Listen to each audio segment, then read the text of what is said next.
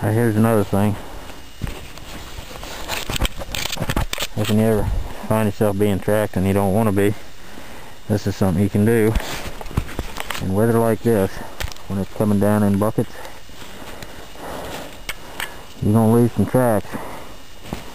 But as you go, if you just take this cedar limb and come behind and do this here, you see now,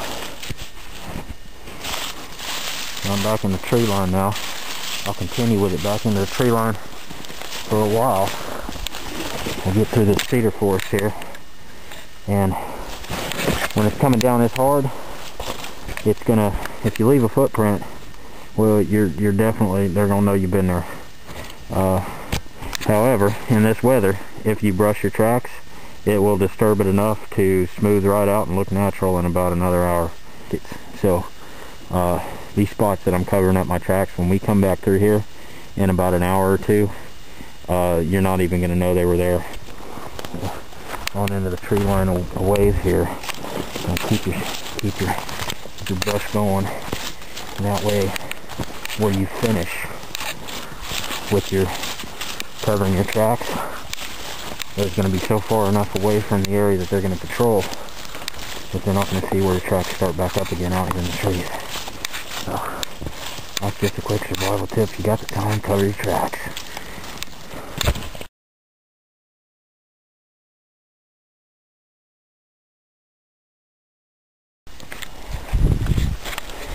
Alright y'all, I had to refit here after my coffee and my campfire. We're gonna have to get on out of here. These conditions are getting way too bad for the camera to keep filming out here. It's getting sideways. As you can see, it's I'm up as high as I can get up in this little blind. I'm standing straight up and it's still coming underneath all my blind roof here and everything. I mean, it's just swirling around everywhere. So this will be the last position that I'll be able to film all the way in. I'm about a mile out, so if I'm lucky, I'll get some footage of the spot where we covered our tracks and show you how good they got covered.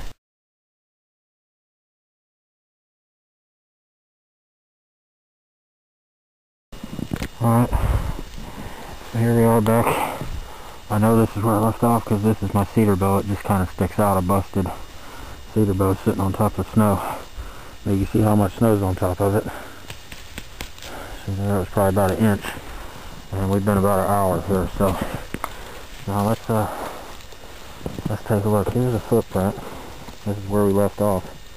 And that's how distinguishable it is after about an hour, which ain't very much, even without brushing it away.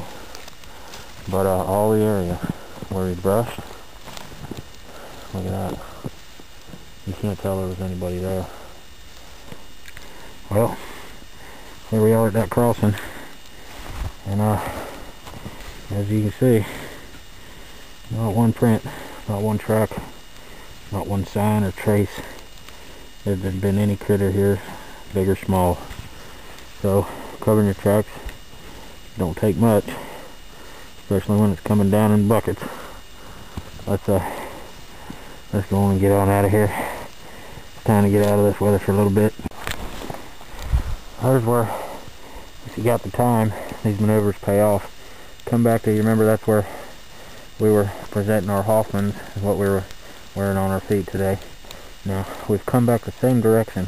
Now this is where misdirection comes in. Not only can you cover your tracks, but you can bring a little misdirection to the game. You can see where we've all covered up here. And you look back down, you can see where we came in. We want to leave those just the way they are.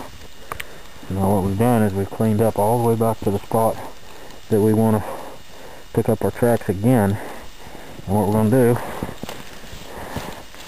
is try to get one foot right in that track.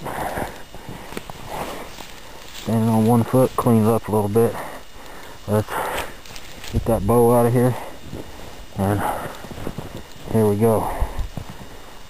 Picked up our tracks right where we left off, and what we'll do is we'll take them in a circle and go back in the same direction and break off in another position.